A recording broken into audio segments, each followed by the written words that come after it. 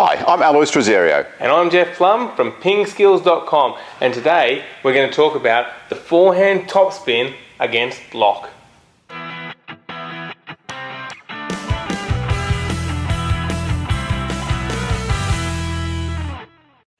So let's have a look at the three basic things we need to consider with the forehand topspin stroke. Firstly, let's consider our leg position. We need to have our feet nice and wide apart. You can either be quite square onto the table, or because it's more of an aggressive stroke, you can turn a little bit more towards your forehand side.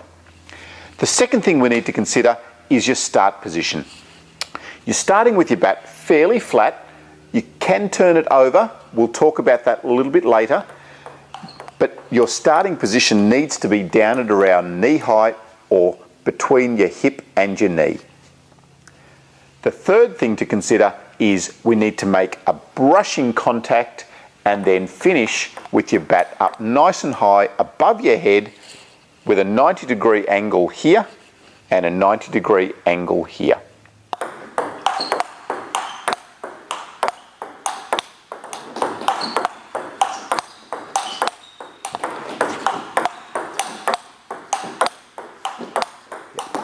When you're starting out, you can start with a nice flat bat like Jeff's doing here. As you can see, he's still generating topspin on the ball by starting low and finishing high, and he's brushing up the back of the ball.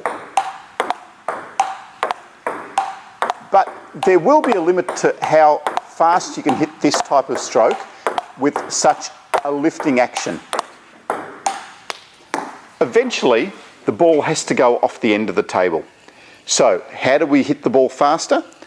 There's two things. One, we need to turn our bat more forward, and we need to get the stroke a little bit more forward as well. So rather than the very lifting stroke, now we're starting a little bit further back with the angle down and coming forward.